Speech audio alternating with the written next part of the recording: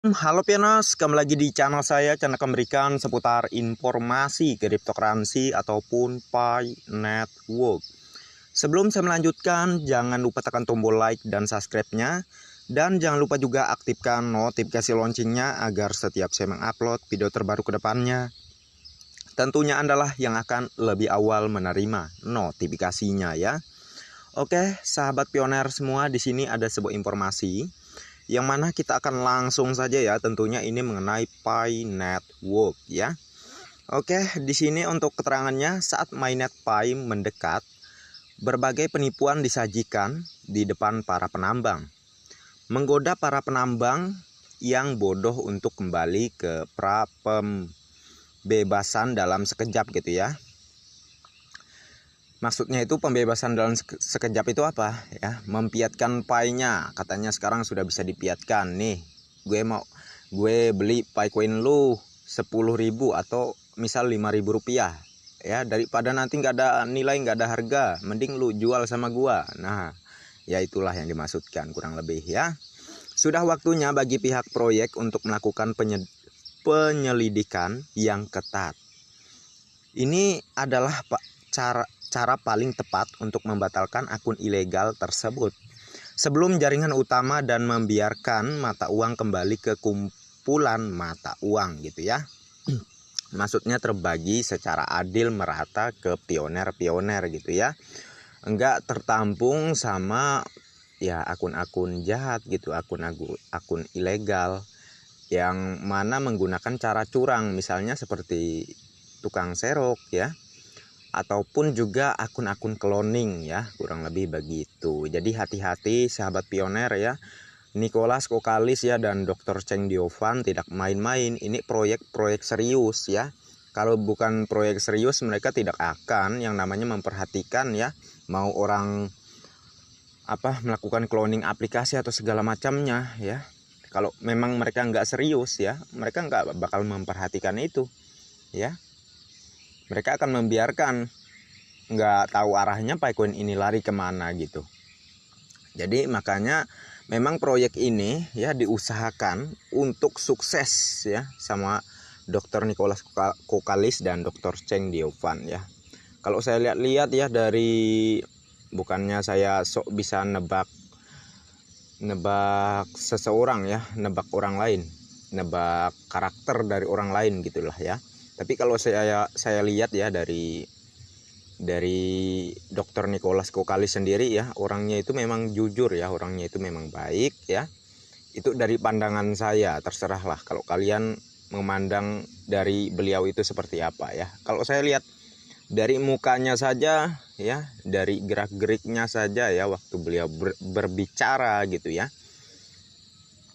itu memang beliau itu memang memiliki hati yang benar-benar ingin membantu kepada orang lain ya. Itu sifat beliau kalau saya perhatikan ya, dari raut muka beliau dan juga dari gerak-gerik beliau ya, untuk Pak Dr. Nicholas Kokalis sendiri gitu ya. Begitupun Dr. Cheng Diovan ya, kalau saya perhatikan juga orangnya memang tulus ya, walaupun kelihatannya dari cara beliau berbicara itu kelihatannya ya agak gimana gitu, agak seperti orang yang jutek gitu ya kalau saya lihat Dr. Cheng Diovan. Tapi sebenarnya beliau itu berhati baik ya, memang begitu kalau saya lihat ya, dari cara beliau berbicara, dari cara beliau menyampaikan gitu ya, dari raut mukanya dan juga dari gerak-geriknya ya. Itu sebenarnya memang dari hati beliau itu memang berniat untuk membantu kepada sesama, kurang lebih begitu ya. Ini dari penilaian saya loh ya. Kalau kalian mungkin ada versi yang berbeda gitu, ada yang berbeda dari pandangan kalian terhadap Dr. Nicholas dan Dr. Cheng Diovan, ya silahkan komen di kolom komentar gitu ya. Kalau saya itulah yang benar-benar saya perhatikan ya. Kalau saya itu bukannya sok paham ya, tapi saya bisa menilai muka-muka koruptor sama muka-muka orang jujur ya. Sering tepat sih daripada enggak ya, sering tepat daripada enggaknya saya, karena memang sudah saya ya lumayan belajar lah kalau untuk menilai orang lain itu ini orangnya seperti ini dan seperti ini gitu ya. Ya lumayan paham lah kalau saya masalah penilaian dari raut wajah orang sama gerak-geriknya itu memang sudah menggambarkan isi hatinya gitu ya. Dan saya perhatikan memang dua dokter ini ya, Dr. Nicholas dan Dr. Cheng Diovan itu memang tulus ya untuk membantu kepada sesama ya. Ini baru loh saya mengatakannya, kalau di konten sebelumnya dari awal saya ngonten sampai dengan sekarang baru ini saya ngomong seperti ini ya, baru ini. Ya beruntunglah Anda yang nonton di video saya gitu. Jadi semangat sahabat pionerku semua ya, jaga mining kalian dan jaga Paycoin kalian ya. Kita mengikuti orang yang benar ya. Kita mengikuti orang yang benar-benar jujur dan tulus ya. Karena dengan orang yang jujur dan tulus inilah kita akan sama-sama berhasil ke depannya menuju masa depan yang cerah ya, masa depan yang lebih baik. Intinya ya atas izin yang maha kuasa juga ya, kita doakan amin ya robbal alamin gitu ya. Oke, kita akan melanjutkan untuk informasi selanjutnya di sini, yang mana sebuah tweet di sini ya, waktu yang menyenangkan telah tiba dan semua kerja keras itu sepadan rantai Pi membuka status dApps ya. Singkatan dari open source. Ini menandakan bahwa Pi Network telah memasuki tahap akhir open source penuh yang dipimpin oleh sang pendiri Nicholas dan berasal dari berbagai daerah. 496 pengembang mengunggah kode sumber Pi untuk memulai era baru menjungkir balikan internet seluler. Cryptocurrency global akan segera berubah. Ayo para penambang global, hari-hari baik yang kita nantikan telah dimulai gitu ya. Ya, ini baru permulaan, baru dimulai gitu ya. Jadi kurang lebih seperti yang dinyatakan di sini, cryptocurrency global akan segera berubah ya memang ya. Paycoin ini adalah inovasi baru yang tentu sangat berbeda jauh cara kerjanya ya, cara penggunaannya dari cryptocurrency sebelum dan sebelumnya ya. Paycoin ini ya lebih jelasnya menjadi uang, alat bayar. Ya, alat bayar yang mana kita bisa menggunakannya membeli apapun di dalam ekosistemnya. Makanya Dr. Nicholas dan Dr. Cheng Diovan itu sangat antusias ya membangun hackathon ya. Mereka sangat giat waktu itu ya. Yaitu menarik berbagai proyek atau perusahaan yang akan siap ke depan memfasilitasi para pioner untuk pertukaran Paycoinnya, mau itu ke barang gitu ya, macam-macam deh pokoknya. Kalian bisa cek aja melalui aplikasi Pi Browser dan masuk ke menu brainstorm, dan kalian cek aja itu proyek-proyek apa saja yang sudah ada di dalamnya gitu ya. Itu lengkap banget karena akan benar-benar memfasilitasi kita ke depannya. Kita mau jalan-jalan ke luar negeri ya, keliling dunia bisa melalui Pitogo. Kita mau belanja barang sederhana sampai dengan super mewah gitu bisa melalui marketplace. Kita mau mempiatkan Paycoin kita, ada Pibank, P-ATM, P-Exchange dan juga P-Pi gitu ya. Wow, lengkap sekali pokoknya ya. Jadi apa lagi yang kita pikirkan ya, apalagi yang kita pusing-pusingkan, tidak ada yang perlu dipusingkan ya. Karena juga dengan adanya hackathon ini, dengan banyaknya menarik perusahaan-perusahaan di luar ya untuk bergabung di Pi Network ya, maka Pi Network ini kedepannya tidak akan menjadi crypto trading gitu ya, tidak akan menjadi kripto yang seperti di pasaran gitu ya, yang mana seperti di exchange itu yang saya maksud gitu. Tetapi Paycoin ke depan itu menjadi uang sebagai alat bayar gitulah ya. Untuk mempiatkan, ya, Indonesia dibatasi oleh regulasi dan hukum, hanya rupiah yang diterima. Oke, fan, ya, kita nggak pernah membantah itu, kita mengikuti aturan, coy, ya, kita mengikuti yang mana Paycoin tentu sudah saya sebutkan barusan, masa kalian lupa ya kan? Ada Pibank, PATM gitu ya, gunanya untuk apa? Untuk mempiatkan Paycoin kita ke uang fiat gitu ya. Tetapi tentu ada batasannya gitu ya, enggak langsung kita pas open mainnet itu kalian kira langsung bisa semua Paycoin kita cairkan. Kalau harganya tinggi ya nggak bisa ya. Yang benar itu ya pasti ada pembatasannya. Mungkin dalam sebulan itu hanya bisa mencairkan 1 Paycoin mungkin ya. Ya pasti ada batasannya ya. Kalau misalnya nggak dibatasin, yang ada inflasi yang terjadi, ya kan? Jadi tidak usah kalian pusing-pusing ya. Banyak kemudahan untuk kita ya. Kedepannya dari proyek Pi Network ini menuju masa depan kebebasan finansial. Tetapi diawali dari sekarang. Kalau kita sabar, kitalah yang akan menuju ke kehidupan yang seperti itu, kebebasan finansial. Kalau kita nggak sabar dari sekarang, ya gimana kita mau mencapai itu semua ya kan?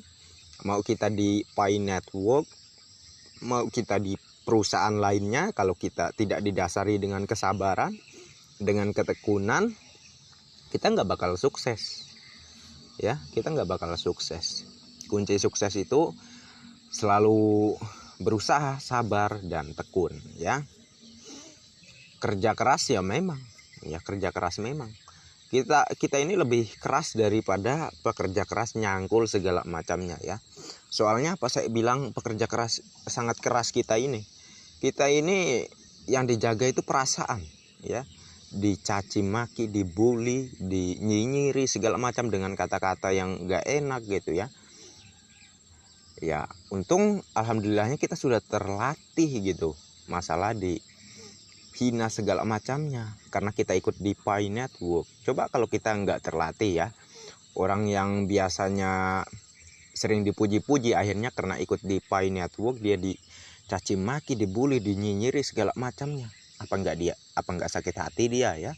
Jadi perjuangannya ini lebih sakit dari orang yang nyangkul, orang yang ngangkat kayu. Ya orang yang ngangkat kayu cuman capek tenaga doang, ngeluarin tenaga capek ya. Bisa istirahat, nanti ekstra lagi tenaganya, baru kerja lagi. Setelah kerja istirahat udah tenang, nggak terlalu banyak pikiran. Kita ini ya memang kerjaannya kelihatannya gampang, tetapi makan hati bisa, pikiran bisa, nah ya bisa pusing gitu ya.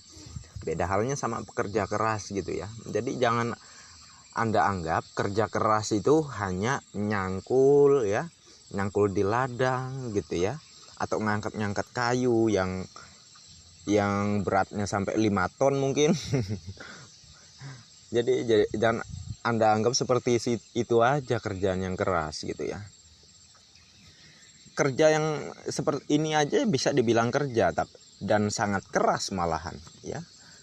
Harus sabar, harus tabah, walaupun dinyinyiri, dimaki segala macamnya ya, dibully lah ya, harus tetap sabar.